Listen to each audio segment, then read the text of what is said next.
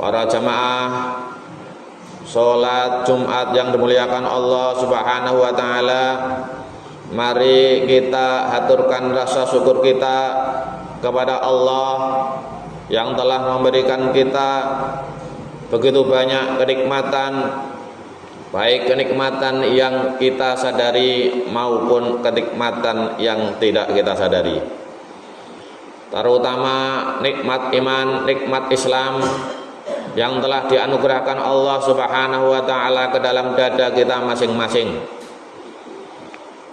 Kita dipilih oleh Allah Subhanahu wa Ta'ala untuk mendapatkan kenikmatan ini yang insya Allah kelak mengantarkan kita untuk memasuki surganya. Maka kami berwasiat kepada diri kami pribadi khususnya dan kepada para hadirin umumnya, mari kita pertebal ketakwaan kita kepada Allah Subhanahu wa Ta'ala. Mari kita laksanakan perintah-perintah Allah dan kita tinggalkan apa saja yang dilarang oleh Allah Subhanahu wa Ta'ala. Para hadirin, di dalam kitab Asyamu, Adabuhu, Matalibuhu, Fawaiduhu, Fadailuhu yang ditulis oleh Imam Abdullah Sirajuddin Al-Husaini, disebutkan sebuah kisah yang diriwayatkan oleh Imam Ahmad dari Ubaid, seorang budak yang dimerdekakan oleh Rasulullah sallallahu alaihi wasallam. Al-kisah di zaman Rasulullah sallallahu alaihi wasallam ada dua perempuan yang mengalami hal yang sangat aneh. Mereka ini entah kenapa sangat tersiksa ketika menjalani puasa. Padahal orang-orang yang secara zahir terlihat lebih lemah dari mereka bisa puasa dengan baik. Dua perempuan ini merasakan rasa haus yang sangat menyiksa, sampai-sampai mereka merasa bakal mati. Orang-orang merasa heran dan tidak tahu harus berbuat apa untuk meringankan penderitaan mereka. Akhirnya para hadirin, ada satu orang lelaki yang memberanikan diri untuk menghadap Rasulullah sallallahu alaihi wasallam. Wahai Rasulullah, ada dua orang perempuan yang berpuasa.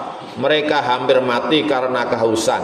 Bolehkah mereka membatalkan puasa mereka? Pada waktu itu Rasulullah sallallahu alaihi wasallam diam saja dan tidak menanggapi. Maka lelaki itu kembali kepada kedua perempuan itu,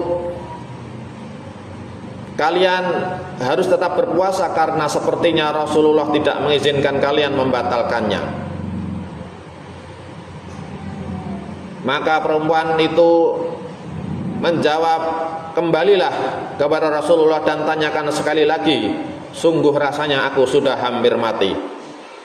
Maka orang itu kembali kepada Rasulullah sallallahu alaihi wasallam dan menanyakan hal yang sama. Maka sabda beliau, bawa kedua perempuan itu kepadaku. Maka ketika keduanya telah menghadap Rasulullah sallallahu alaihi wasallam, beliau mendatangkan kepada mereka sebuah ember. Kemudian sabda beliau, muntahlah kalian berdua di ember itu. Maka tiba-tiba pada waktu itu keduanya memuntahkan muntahan berupa darah, nanah dan daging segar hingga ember itu penuh.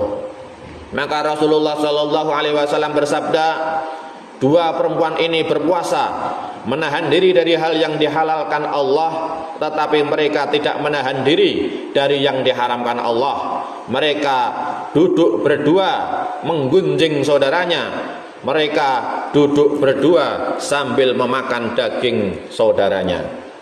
Para hadirin, faedahnya yang pertama, jangan sampai kita punya mulut yang mampu menahan diri dari makan dan minum, tetapi tidak mampu menahan diri dari perkataan yang buruk.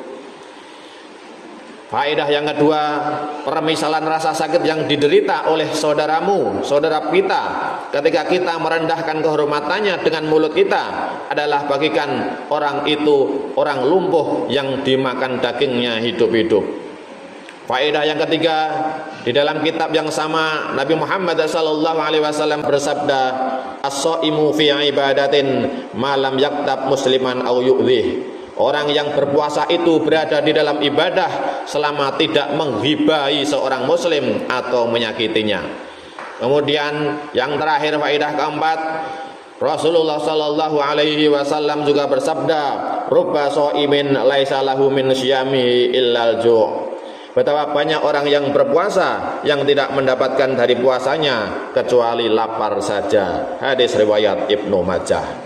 Demikian para hadirin, semoga kita semua terhindar dari hilangnya pahala kita.